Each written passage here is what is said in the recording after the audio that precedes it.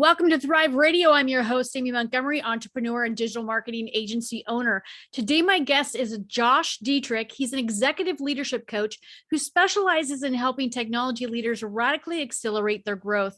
Josh, welcome to the podcast. Thanks for having me, Amy. I'm so excited to have you on. So, can you share your journey with us and how did you become an executive coach, and especially in technology? Yeah, I spent about 3 decades working for the same company. I started as an intern while I was still in school as a programmer, and I fairly quickly moved through the ranks and ultimately ended up running R&D for that company. And I did that for probably about 25 of the 30 years that I worked for them. And then I shifted into a role in sales for about a year and a half.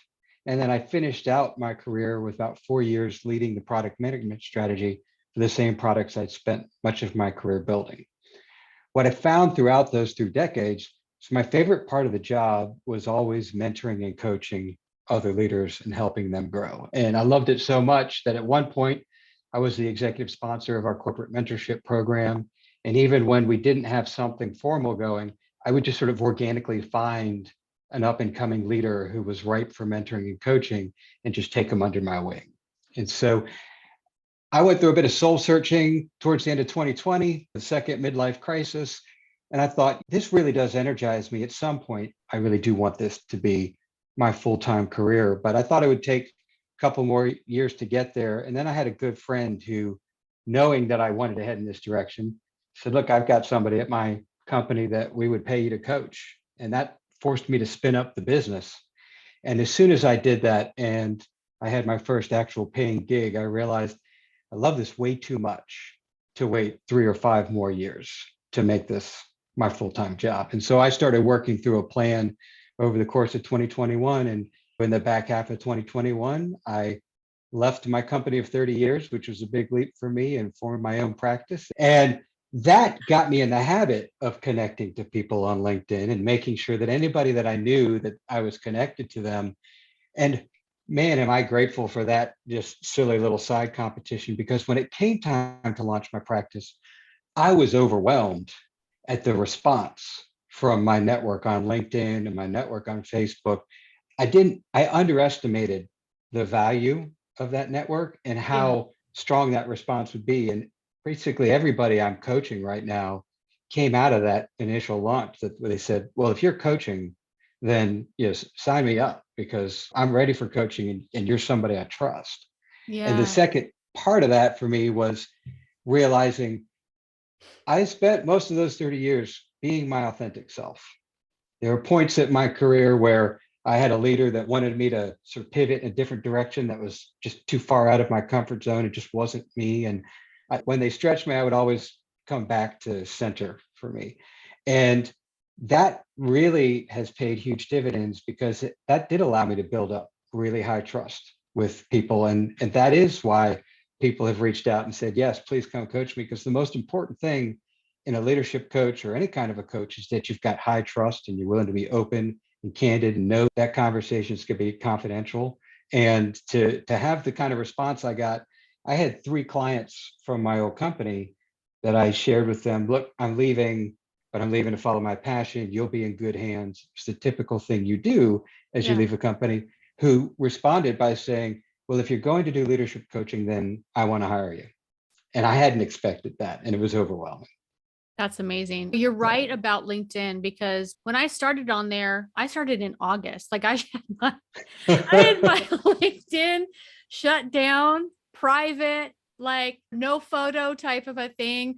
Because when I used it, when I worked for Deloitte, I used it to really like investigate people that I wanted to do business with. And I just creeped me out, all the information you can find about people. So I was like, I'm locking mine down, even though people can pay and have access to everything. Right.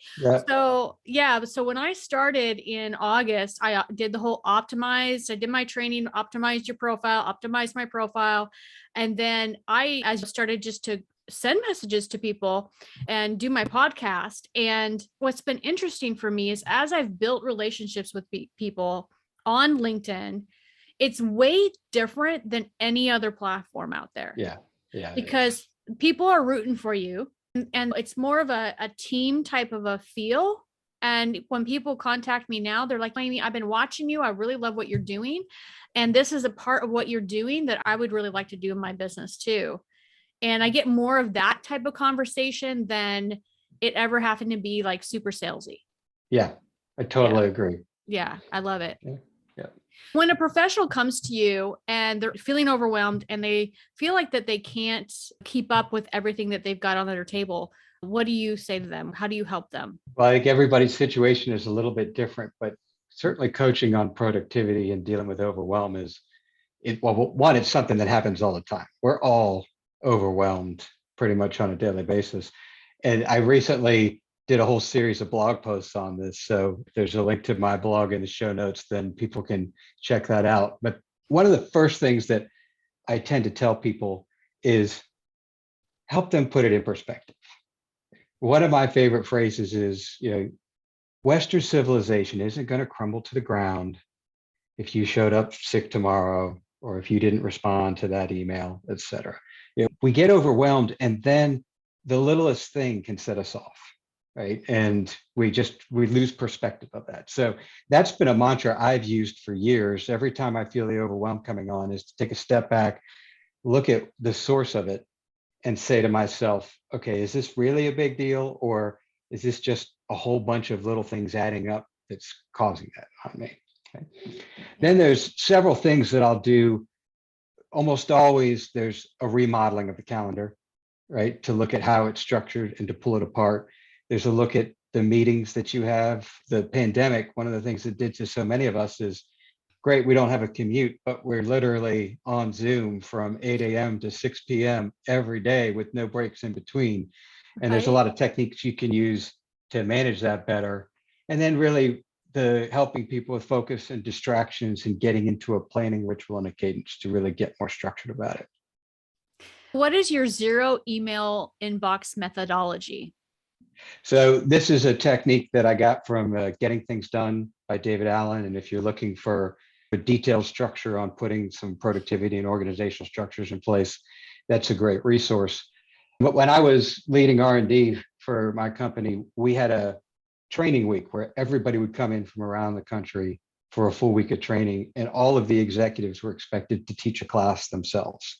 And I taught a class on getting email under control that was based on this methodology.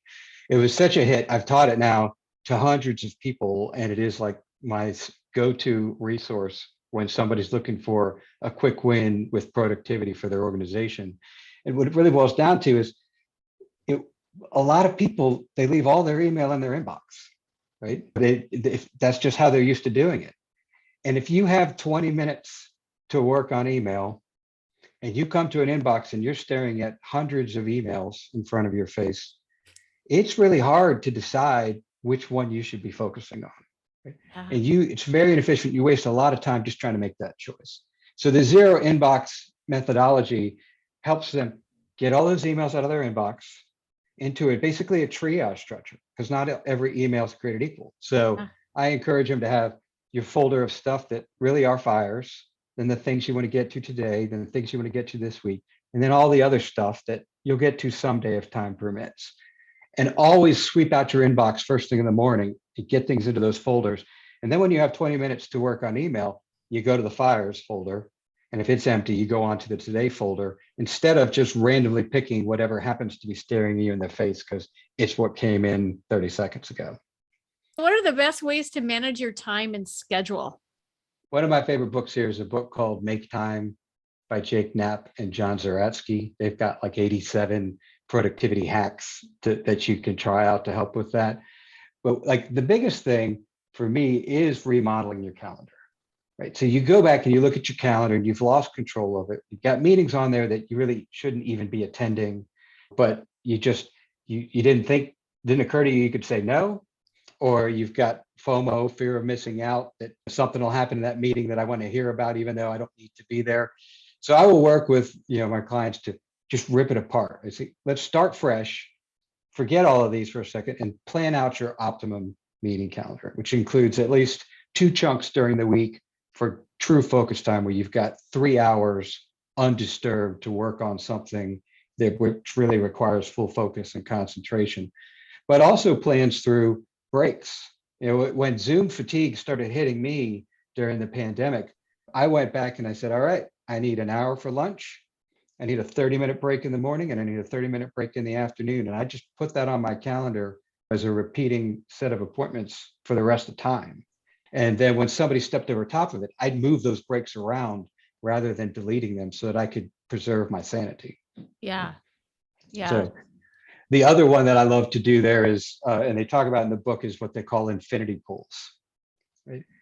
YouTube, Netflix, Facebook, they're all infinity pools because you open it up and they just keep serving you more and more content, right? And it's easy to go down that rat hole. For me, YouTube is the worst, right? Their algorithm is just too good for me. I finish a video and then the next thing they offer up, well, that looks interesting and it's only 5 minutes. I can find 5 more minutes, right? And so they say you've got to find what your kryptonite is there with those infinity pools and figure out how to shut that off if you really want to be productive. So for me, it was literally uninstall the YouTube app so that if I need to get to a YouTube video, I either go to it in a browser or I install the app and I watch it and I uninstall it. That extra friction to get it started is enough of a deterrent that I don't get sucked into that infinity pool. Yeah, it's easy to do that. I get on TikTok and could go forever. I've gotten better now. I think it's not as exciting as it used to be when I first got on it, I think, as far as novelty goes.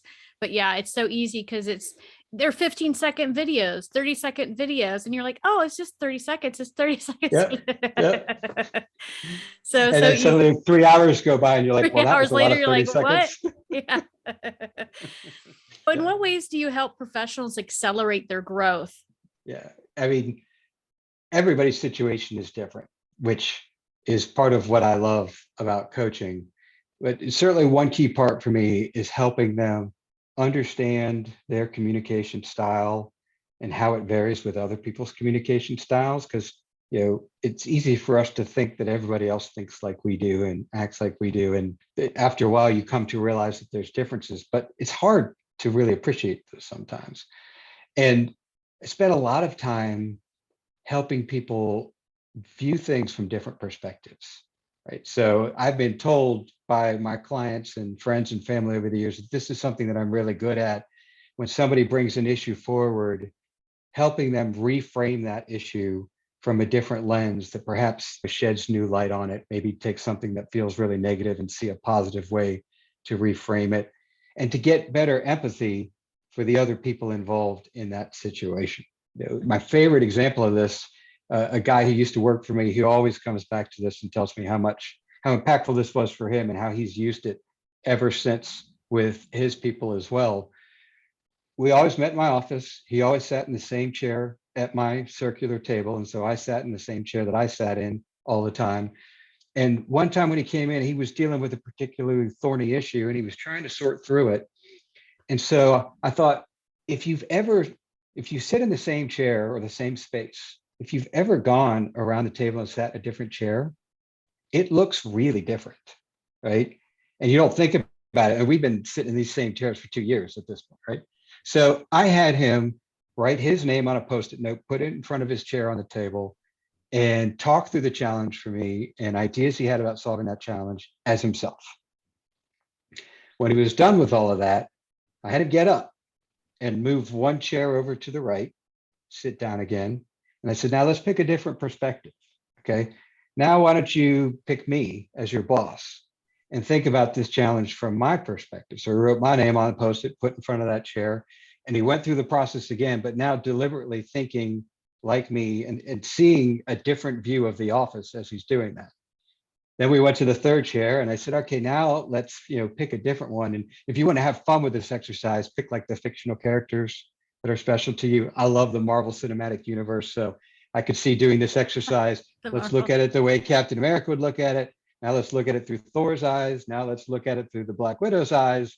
Now let's look at it through Hawkeye's eyes, but just different perspectives and different seats.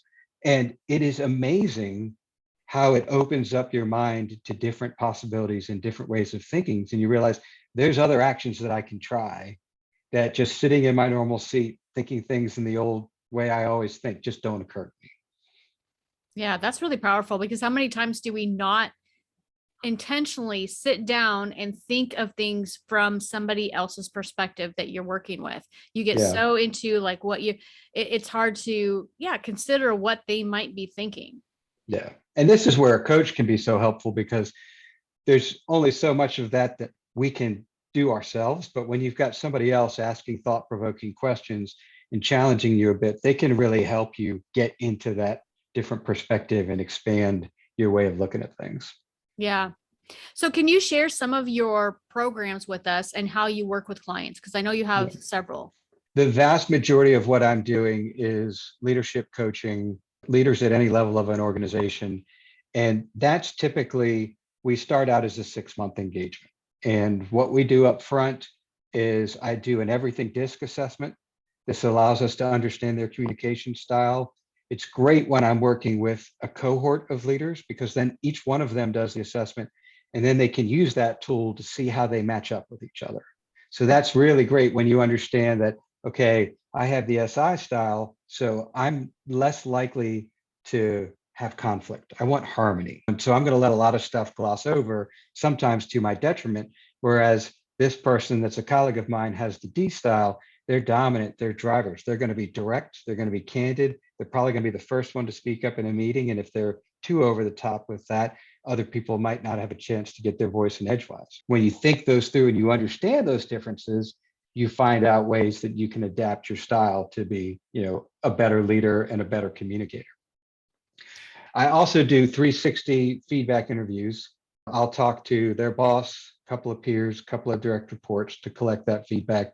We take that and we bring it back into a report that's anonymized so that nothing can be attributed back to who said it, but it really helps us find the blind spots for the leader, the things that they didn't realize other people see that are challenges or opportunities for growth, plus things they didn't realize were strengths. That's probably the biggest thing that comes out of these is, you told me that this was a weak spot for you, but everybody I talked to said this is a strength for you. So maybe this isn't as weak as you thought it was. Let's take another look at that.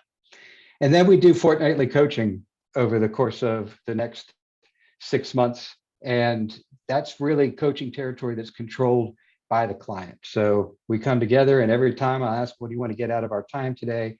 And then we'll just work through. And a lot of times it'll be something that happened in the past weeks or something from the goal plan they put forward that said, okay, I really wanted to get better at delegating. So let's talk through the techniques that you have for delegating. Let me talk about this example where I don't think the delegation went well and how can we tease that apart, those kinds of things. That's great. Delegation is so important. I think that's like the number one thing that most business owners deal with, where it's passing that on, delegating and not focusing on the stuff that you really shouldn't be focusing on trusting people to get things done for you. It's kind of my go-to whenever I'm talking to a prospective client, because 95% of the people I talk to, when you throw out delegation, go, oh, yeah, I got to get better at delegation, right? It's either there's one camp, which are the people who they delegate, they just do it poorly, right? So they're dumping on their team, they're not giving them good guidance. And so it's not an effective delegation. Their team feels overwhelmed. And then there's the other side, which was always my challenge, which is they're unwilling to delegate because they don't want to overwhelm their team, right? So they feel guilty. So they keep too much on their own shoulders because they don't want to overwhelm their teams. And my tip for that is, if you have a good relationship with the person that reports to you, you sit down with them and you say, look, I suck at delegation. It's not that I don't have confidence in your abilities. I have lots of confidence in your abilities, but I'm afraid I'm going to overwhelm you. So let's make a deal. You promise me that when I've put too much on your plate, you will tell me the moment that happens. I need you to promise me that you can do that. Can you do that? Yes. Okay, great. Now I am going to delegate to you mercilessly until you cry uncle, basically. Yeah. And if you have a good relationship with your employee, they will cry uncle when they get there. Every time I've done that, I've been amazed at how much more they were capable of than I would have thought before, just giving that opportunity to stretch and grow. Yeah, definitely. So with that, can you share some of your client success stories with us? So probably my favorite one is the first person I ever mentored.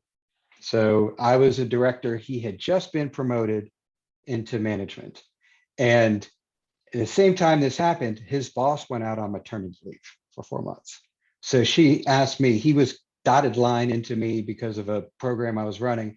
And she asked me if I would take him under my wing and just help make sure that he comes up to speed on management. So we fell into a mentoring relationship by virtue of that. And he's wired a lot like I am.